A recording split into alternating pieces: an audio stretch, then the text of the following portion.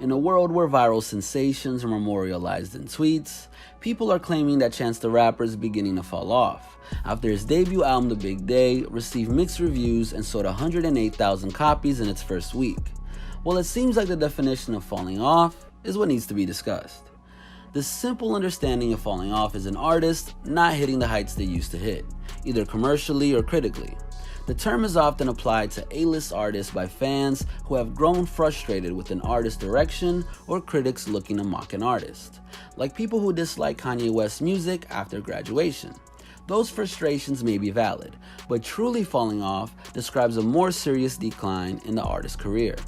While some artists inflate the expectations themselves, most artists who get teased for falling off usually have big past achievements to live up to. They may also find themselves stuck in situations that keep them from continuing success. Everyone knows the stories of MC Hammer and Vanilla Ice. But what about more serious hip-hop acts of the past, such as Ja Rule, or recent one-year sensations such as Fetty Wap? Let's go ahead and break down 8 of the strangest fall-offs in hip-hop history. At number 7, we have Desiigner, the notoriously high-energy rapper from New York who exploded onto the scene with his #1 hit single Panda in 2016, pushing Rihanna and Drake's work out of the top spot. Desiigner is an unfortunately good example of an artist who rose faster than they could grow.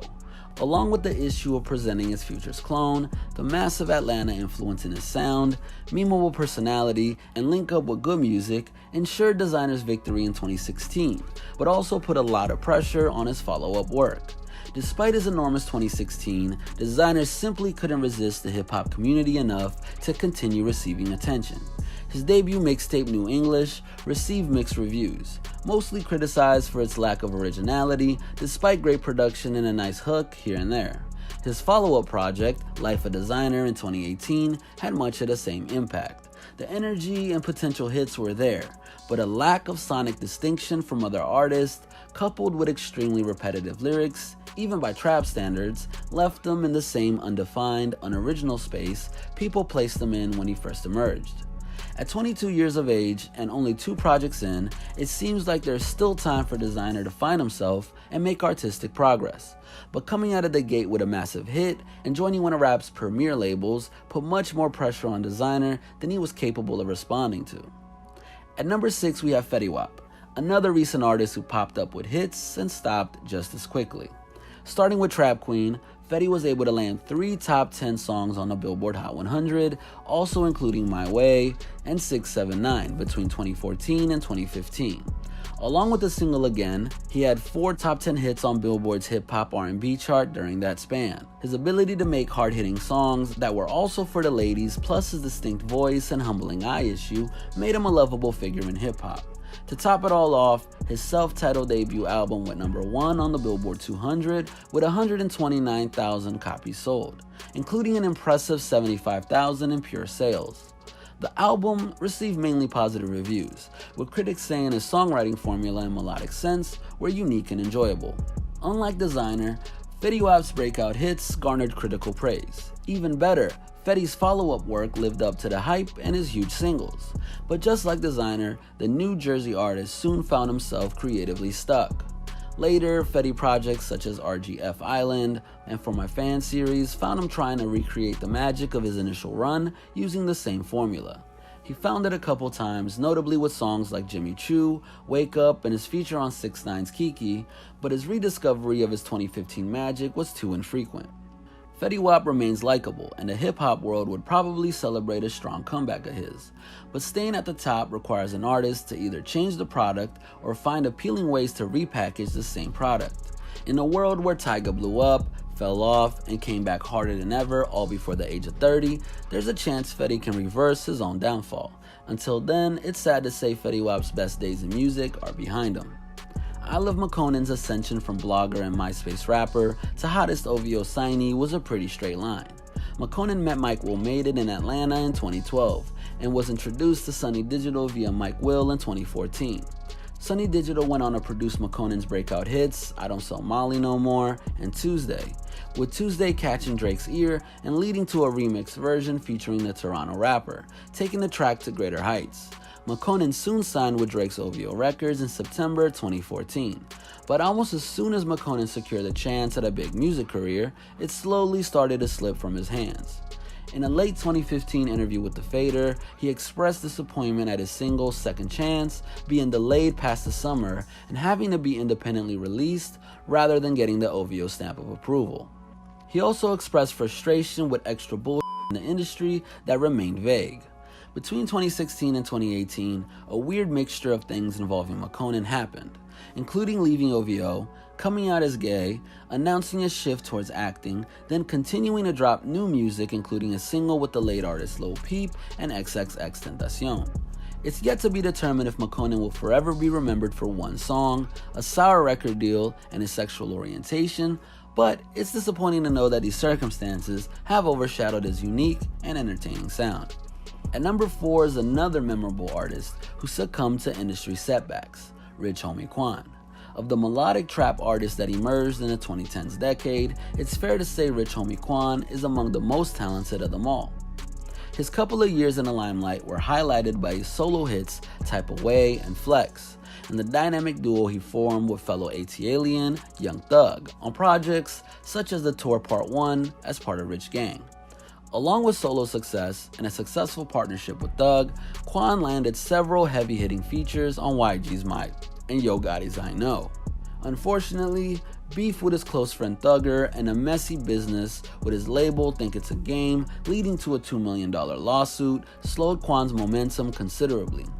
The tour that was supposed to happen after The Tour Part 1 never happened, and despite the success of Flex, it was overshadowed by the viral dance song inspired by Rich Homie Quan's dance moves in the Flex video, titled Hit the Quan by I Love Memphis. His most recent project, Back to Basics, released in 2017, and to favorable reviews, but the window of opportunity for Rich Homie seems to have barely cracked open at this point, if open at all.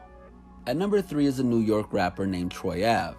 Troy served as an example of an artist whose falling off was largely his own doing rather than by outside forces. In case you didn't know, Troy Ave was buzzing enough to make XXL's freshman cover in 2014 and was looked at with anticipation as an updated version of the classically gridded New York City rap star. Unfortunately for Troy, his story in the public eye doesn't go much further than that. To put it plainly, Troy dug his own grave with several out-of-pocket statements during his come-up. In the late 2013 Hot 97 interview, he called Kendrick Lamar and Kanye West weirdo rappers. Despite clarifying that it wasn't a diss, his purest view of real rap, being limited to street rappers, garnered criticism. Still, his outdated critiques and nostalgic 90s East Coast vibe garnered more hype leading up to his debut album Major Without a Deal in 2015, an album Troy claimed was a classic, an album of the year. Even with features from Ty Dolla $ign, Rick Ross, T.I., and A$AP Ferg, among others, the album sold less than 5,000 copies in its first week. If he hadn't gassed himself up so much, these numbers as an independent artist could have been respected. Instead, it was laughed at across social media. Making matters worse for himself, his next 2 years were spent in an on and off beef with Joey Badass that peaked when he chose to criticize Joey's late friend and fellow Pro Era member Capital Steez for committing suicide. This lost the respect that Troy was given by much of the New York rap community. Despite a prolific output of music spanning 11 mixtapes, including the arrogantly titled New Pac after his debut album, hip-hop collectively moved on from Troy Ave. As fast and as furious as Iggy's fall from the spotlight was, there probably isn't a crazier example than of Ja Rule, when he fell from the top of the rap game between 2004 and 2005. Ja's story is exceptional because his career pre-fall off is one of the greatest runs of dominance in hip-hop history.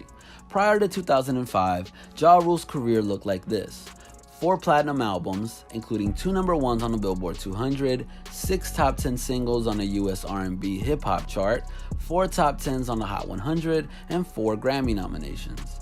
In the early years, Ja was a singular force pushing hip-hop and R&B into the mainstream, the sing rapper everyone could vibe to before Nelly and Drake. Ja's impressive 4-year run as hip-hop's premier hitmaker is what makes his fall off among the worst in history. While he enjoyed commercial success with songs like Wonderful and New York in 2004, the hip-hop community's affinity for Ja turned into a strong aversion once 50 Cent rose to prominence. In a beef that started back in 1999 for a mixture of alleged reasons, 50 and Ja were at each other's necks for hip-hop's rap throne, and by extension, the top spot in the game. Despite Ja still doing numbers during the beef, there were too many factors working against him, including the damaging FBI raid of his label Murder Inc. and the sheer strength of his opponents, which included 50's greatest affiliate at the time, G-Unit, Dr. Dre, Eminem, and DMX. Some say Ja Rule was headed toward a decline without assistance from 50 and the Shady Aftermath squad. But the pressure of 50's hardened image, the financial losses of Murder Inc., and the hottest figures in hip-hop being in 50's corner dramatically shifted the public perception of Ja Rule. He released his sixth solo album, R.U.L.E., in 2004, and didn't release another album until 2012, with only a Murder Inc. project and a mixtape in between. While it's debatable if Ja Rule's beef with 50 was the lead cause off of his falloff, it is undeniable that it quickened it altogether. At number 1 is an artist who potentially has the most confusing falloff story of them all, B.O.B. His falloff happened in a couple of stages. First, after achieving massive success with his first 2 albums, The Adventures of Bobby Ray and Strange Clouds, he pivoted towards an edgier hip-hop sound to avoid being trapped as a pop crossover artist with his third album, Underground Luxury, in 2013.